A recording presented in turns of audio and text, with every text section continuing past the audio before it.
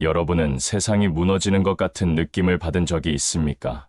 여러분이 쌓아 올린 모든 것이 무너져 내리고 그것을 막을 힘이 없다고 느낀 적이 있습니까? 그런 순간에는 하나님이 여러분을 버리셨다고 느끼기 쉽습니다. 혼돈 속에 홀로 남겨져 기도가 응답되지 않는다고 느끼기 쉽습니다. 하지만 오늘 여러분께 말씀드리고 싶습니다. 그것은 전혀 사실이 아닙니다. 하나님의 손길이 여러분 위에 있기에 모든 것이 무너지지 않을 것입니다. 그분은 항상 여러분과 함께 계시며 모든 시련을 통해 여러분을 인도하고 지켜주십니다. 오늘 저는 가장 어두운 시기에도 하나님의 임재와 능력이 여러분과 함께 한다는 흔들리지 않는 진리를 탐구해 보겠습니다. 또한 예수님의 강력한 이름으로 여러분과 함께 강력한 기도를 드리겠습니다. 끝까지 시청하시고 마음을 열어 이 기도의 축복을 받으시기 바랍니다. 우리는 전도서에서 우리의 삶에 깊이 공감되는 심오한 진리를 발견합니다. 전도서 3장 1절에서 8절은 하늘 아래 모든 것에는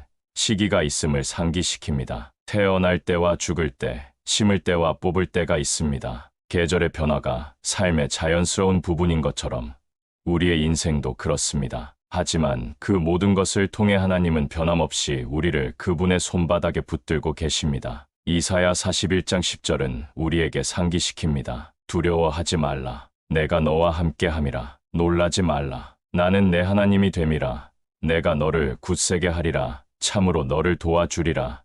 참으로 나의 의로운 오른손으로 너를 붙들리라. 그분의 약속은 확실하고 우리를 향한 그분의 사랑은 우리의 가장 깊은 고난 중에도 결코 흔들리지 않습니다. 이제 하나님 말씀에 흔들리지 않는 기초를 탐구해 봅시다. 마태복음 7장 24절에서 27절에 나오는 지혜로운 건축자와 어리석은 건축자의 이야기에 주목해 봅시다. 예수님은 그의 말씀을 듣고 실천하는 사람은 반석 위에 집을 지은 지혜로운 사람과 같다고 말씀하십니다. 비가 내리고 홍수가 나고 바람이 불어 그 집에 부딪혀도 무너지지 않았습니다. 그 집은 반석 위에 기초를 두었기 때문입니다. 그러나 그의 말씀을 듣고 실천하지 않는 사람은 모래 위에 집을 지은 어리석은 사람과 같습니다. 같은 폭풍이 왔을 때 그 집은 크게 무너졌습니다. 이 비유는 우리가 하나님의 말씀이라는 단단한 기초 위에 우리의 삶을 세울 때 우리에게 닥치는 어떤 폭풍도 견딜 수 있다는 것을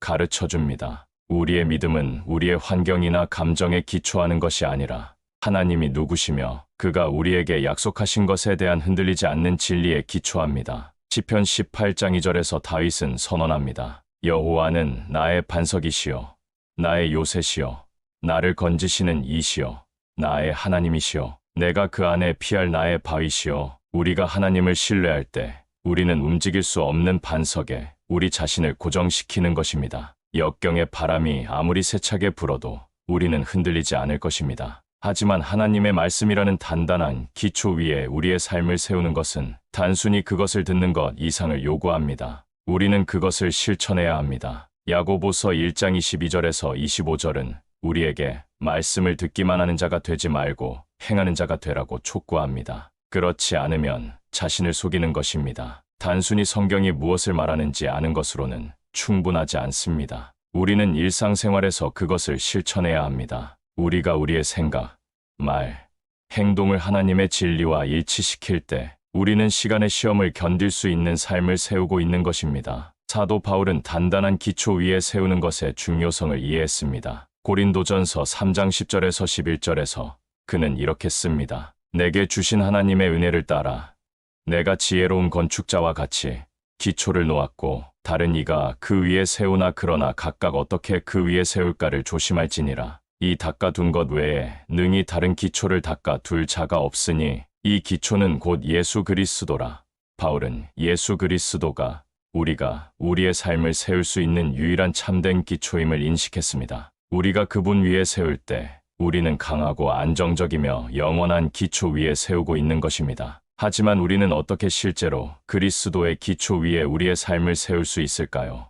그것은 우리의 삶을 완전히 하나님께 항복하고 그분을 우리의 주님과 구주로 인정하는 것에서 시작됩니다. 우리가 그분의 뜻과 목적에 우리 자신을 내어드릴 때 우리는 그분이 우리 안에서 그리고 우리를 통해 일하실 수 있는 문을 열게 됩니다. 다음으로 우리는 하나님의 말씀에 시간을 투자하여 그것이 우리의 생각을 형성하고 우리의 마음을 변화시키도록 해야 합니다. 우리가 성경을 묵상할 때 우리는 하나님의 눈을 통해 세상을 보기 시작하고 우리의 우선순위를 그분의 것과 일치시키게 됩니다. 우리는 또한 기도를 통해 그리스도의 기초 위에 세웁니다. 하나님과 교제하고 성령을 통해 그분의 인도와 지혜를 구합니다. 우리가 우리의 걱정과 소망을 그분께 가져갈 때 우리는 그분에 대한 우리의 의존과 우리 삶을 향한 그분의 계획에 대한 신뢰를 보여주는 것입니다. 우리가 그리스도의 기초 위에 세우는 또 다른 방법은 다른 믿는 자들과의 교제를 통해서입니다. 우리가 믿음의 공동체로 우리 자신을 둘러쌀 때 우리는 단단한 반석 위에 우리의 삶을 계속 세워나갈 수 있는 힘과 책임감, 그리고 격려를 찾게 됩니다. 예수 그리스도라는 흔들리지 않는 기초 위에 여러분의 삶을 세우는 것이 인생의 폭풍을 견디는 열쇠입니다. 여러분이 그분께 닻을 내릴 때 여러분은 어떤 도전도 자신감을 가지고 직면할 수 있습니다. 그분이 여러분과 함께 계시며 결코 여러분을 넘어지게 하지 않으실 것을 알기 때문입니다. 그래서 오늘 여러분께 촉구합니다. 여러분 삶의 기초를 점검해 보십시오. 이 세상에 변화하는 모래 위에 세워진 영역이 있습니까? 그리스도 안에 더 단단히 뿌리 내려야 할 삶의 부분이 있습니까?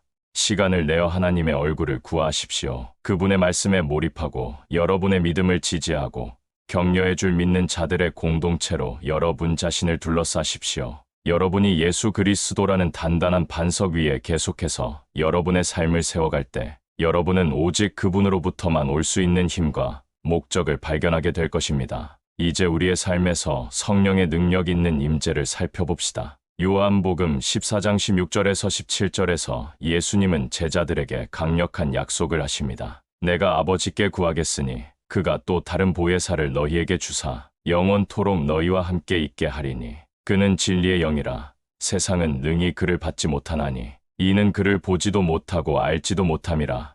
그러나 너희는 그를 아나니 그는 너희와 함께 거하시며 또 너희 속에 계시겠음이라. 이 약속은 제자들뿐만 아니라 예수 그리스도를 믿는 모든 사람들을 위한 것입니다. 우리가 그분을 믿을 때 우리는 성령의 선물을 받게 됩니다. 성령은 우리 안에 거하시며 하나님이 우리를 부르신 삶을 위해 우리에게 능력을 주십니다. 에베소서 1장 13절은 이렇게 말합니다. 그 안에서 너희도 진리의 말씀, 곧 너희의 구원의 복음을 듣고 그 안에서 또한 믿어 약속의 성령으로 인치심을 받았으니 성령은 단순히 힘이나 능력이 아니라 한 인격체이며 삼위일체의 세 번째 위격이십니다. 그는 하나님 자신이시며 우리 안에 살아계시고 그분의 목적을 이루기 위해 우리를 통해 일하십니다. 우리가 성령께 우리 자신을 내어드릴 때 우리는 우리 자신의 힘으로는 결코 얻을 수 없는 힘과 지혜, 그리고 인도의 원천에 접근하게 됩니다. 성령이 우리에게 능력을 주시는 방법 중 하나는 삶의 도전들을 담대함과 자신감으로 직면할 수 있는 용기를 주시는 것입니다. 사도행전 4장 29절에서 31절에서 우리는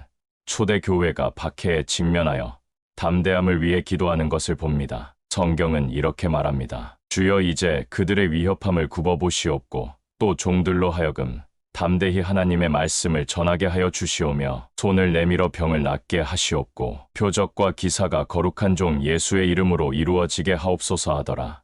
빌기를 다하매 그들이 모인 곳이 진동하고 그들이 다 성령이 충만하여 담대히 하나님의 말씀을 전하니라. 성령이 우리를 채우실 때 그는 우리에게 반대나 역경의 직면에서도 우리의 믿음에 굳건히 설 수 있는 용기를 주십니다. 그는 우리가 혼자가 아니라 하나님이 우리와 함께 계시며 우리의 싸움을 싸우시고 우리가 극복하는데 필요한 힘을 주신다는 것을 상기시켜 주십니다. 성령이 우리에게 능력을 주시는 또 다른 방법은 우리의 성품을 그리스도의 형상을 반영하도록 변화시키는 것입니다. 갈라디아서 5장 22절에서 23절. 성령의 열매는 사랑, 희락, 화평, 오래 참음, 자비, 양선, 충성, 온유, 절제를 포함합니다. 이것들은 우리가 스스로 만들어낼 수 있는 특질이 아니라 성령의 우리 삶 속에서의 역사의 결과입니다. 우리가 그분께 우리 자신을 내어드릴 때 그분은 우리를 그리스도의 형상으로 빚어가시기 시작하며 그분의 본성을 반영하는 성품의 특질들을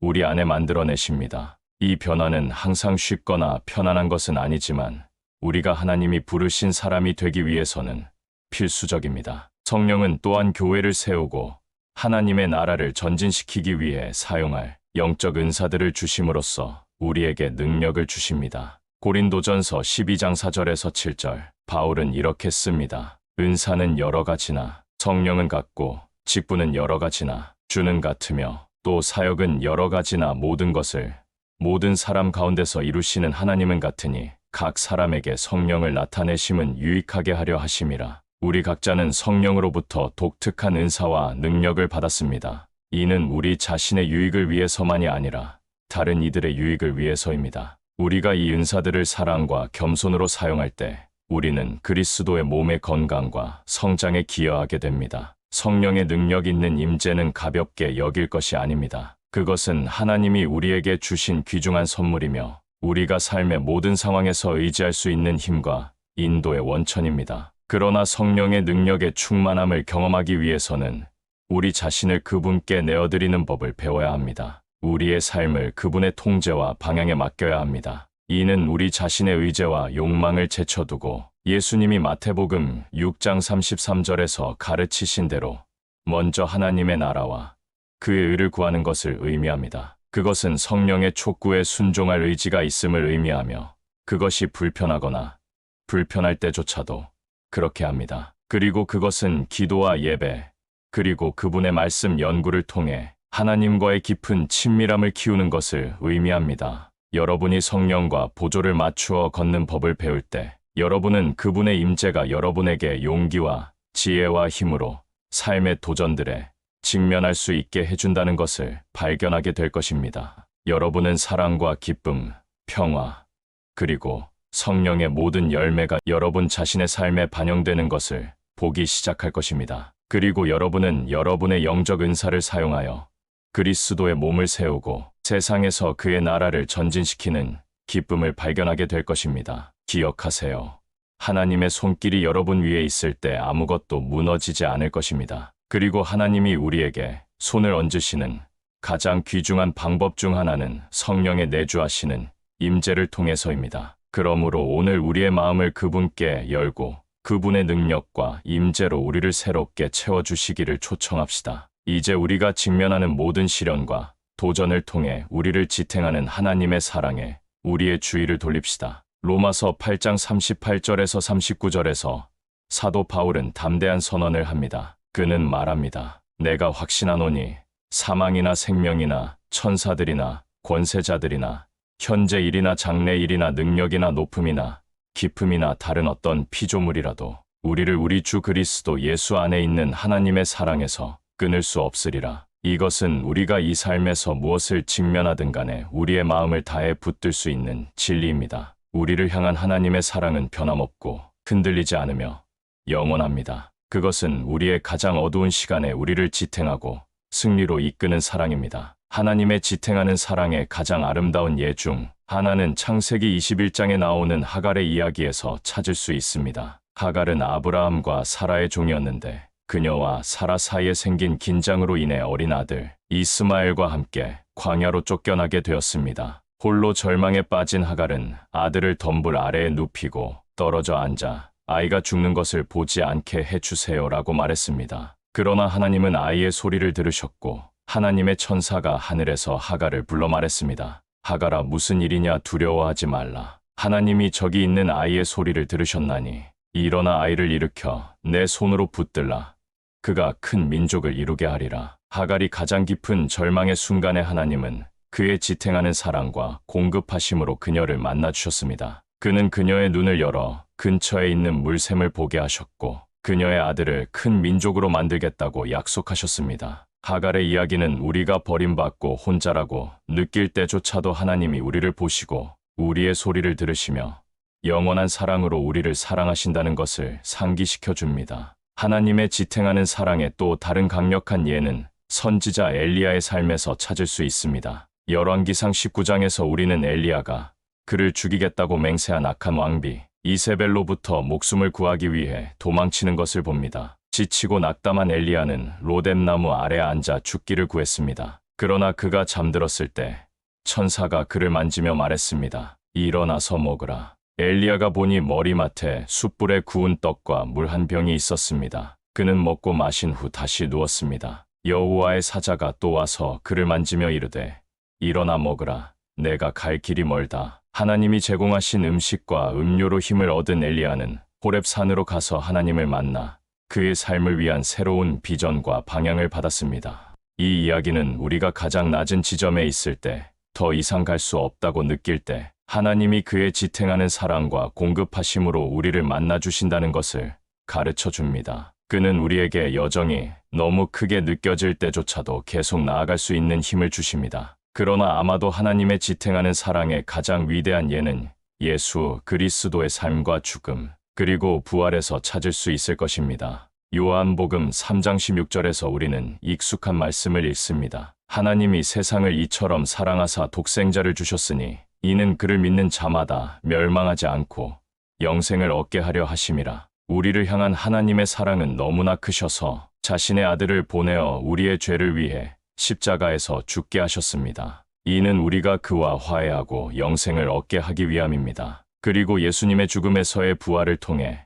우리는 죽음이 패배되었고 우리가 그 안에서 승리를 얻을 수 있다는 확신을 갖게 됩니다. 이것이 우리가 직면하는 모든 시련과 도전을 통해 우리를 지탱하는 사랑입니다. 그것은 결코 실패하지 않고 결코 포기하지 않으며 결코 다하지 않는 사랑입니다. 우리가 약할 때 그의 사랑은 강합니다. 우리가 낙담할 때 그의 사랑이 우리를 일으켜 세웁니다. 우리가 부서졌을 때 그의 사랑이 우리를 치유합니다. 그리고 우리가 더 이상 갈 수 없다고 느낄 때 그의 사랑이 우리를 이끌어 갑니다. 오늘 저는 여러분이 하나님의 지탱하는 사랑에 기대기를 격려합니다. 여러분이 무엇을 직면하고 있든 앞으로의 길이 얼마나 어려워 보이든 여러분을 향한 하나님의 사랑이 여러분이 직면할 그 어떤 것보다도 더 크다는 것을 아십시오. 시편 63편 3절에서 4절 다윗은 말합니다. 주의 인자하심이 생명보다 나음으로 내 입술이 주를 찬양할 것이라.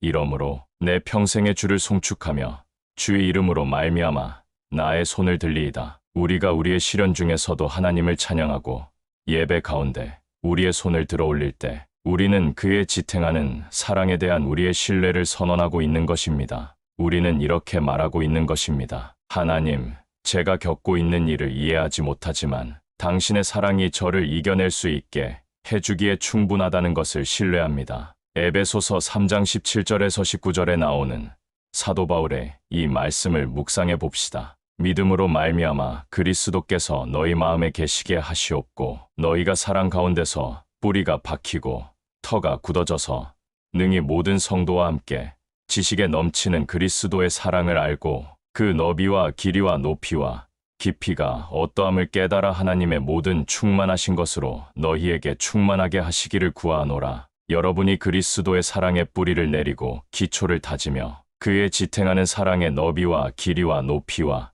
깊이를 알게 되기를 바랍니다. 기억하세요.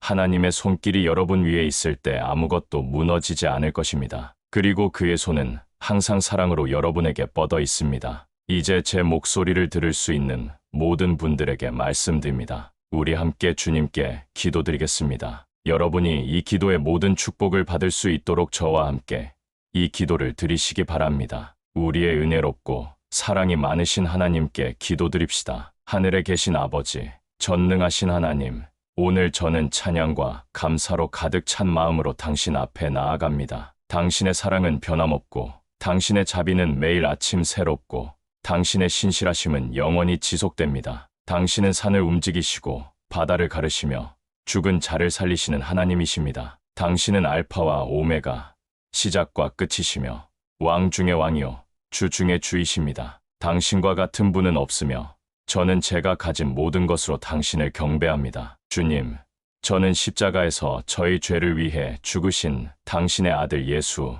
그리스도의 선물에 감사드립니다. 저는 제 안에 거하시며 당신을 위해 살 수 있는 힘을 주시는 성령의 능력에 감사드립니다. 저는 영생의 약속과 제가 당신 안에서 가지고 있는 소망에 감사드립니다. 저는 모든 일용할 양식과 축복에 감사드립니다. 주님, 저의 모든 죄와 부족함을 용서해 주십시오. 제가 당신을 실망시켰을 때 당신의 길 대신 제 자신의 길을 선택했을 때를 용서해 주십시오. 저는 지금 제 죄를 당신 앞에 고백하며 당신의 용서와 정결케 하심을 구합니다. 당신이 저를 용서하신 것처럼 저도 저를 해친 사람들을 용서하기로 선택합니다. 주님, 제가 당신의 말씀이라는 견고한 기초 위에 제 삶을 세울 수 있도록 도와주십시오. 당신의 가르침을 실천할 수 있는 지혜와 힘을 주십시오. 저는 당신을 신뢰합니다. 당신은 제 반석이요 요새이십니다. 예수님의 이름으로 선포합니다. 저는 흔들리지 않을 것입니다. 당신은 제 다지요,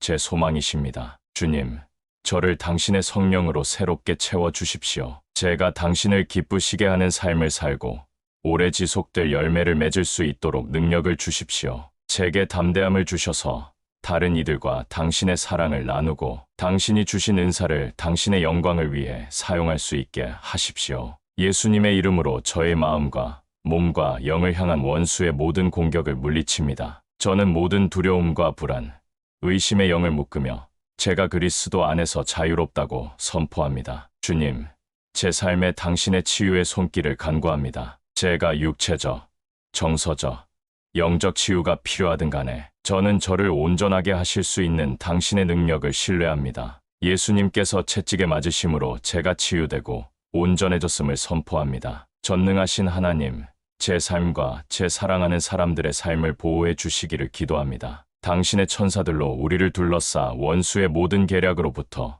우리를 안전하게 지켜주십시오. 당신의 평강으로 우리의 마음과 생각을 지키시고 모든 해와 위험으로부터 우리의 몸을 보호하십시오. 모든 환경에서 당신의 임재가 우리의 방패와 견고한 망대가 되게 하시고 우리의 모든 오고감을 지켜주십시오. 주님, 제가 이 기도를 드리면서 지금 듣고 계신 모든 분과 함께 기도드립니다. 저는 지금 당신 앞에 겸손히 엎드린 모든 마음에 감사드립니다. 우리는 서로를 위해 기도하면서 하나가 되어 당신이 우리의 기도를 들으시고 응답하실 것을 믿습니다. 우리는 우리가 직면한 모든 도전에 대해 승리를 선포합니다. 당신이 어떤 장애물보다도 더 크심을 알기 때문입니다. 우리는 우리 삶에 당신의 치유의 능력을 요청하며 당신이 우리 안에서 행하고 계신 일에 감사드립니다. 우리는 당신의 보호와 인도를 구하며 우리 삶에 성령의 능력 있는 임재를 구합니다. 우리가 지금도 영원히 당신의 사랑과 기쁨과 평강 가운데 걸을 수 있기를 바랍니다. 당신의 손길이 저에게 있을 때 아무것도 무너지지 않을 것이라는 당신의 진리에 감사드립니다. 저는 가장 어두운 시기에도 당신의 지탱하는 사랑을 신뢰하기로 선택합니다. 저는 아무것도 저를 당신의 사랑에서 갈라놓을 수 없으며 당신이 결코 저를 버리거나 떠나지 않으실 것을 압니다. 당신의 지혜가 우리 삶에 이루어지기를 바랍니다. 나라와 권세와 영광이 영원히 당신의 것입니다. 주님, 제 기도를 들으시고 응답해 주셔서 감사합니다. 예수님의 강력한 이름으로 기도드립니다. 아멘. 저는 이 기도의 모든 축복이 예수님의 이름으로 지금 여러분에게 임할 것을 선포합니다. 다른 믿는 모든 이들과 함께 기도하기 시작하도록 초대합니다. 우리는 하나님의 완벽한 계획에 따라 위로와 치유, 그리고 인도를 가져다주는 기도의 힘을 믿습니다. 모든 영광을 하나님께 돌립니다. 우리 주 예수 그리스도의 은혜와 평강이 여러분 모두와 함께 하시기를 바랍니다.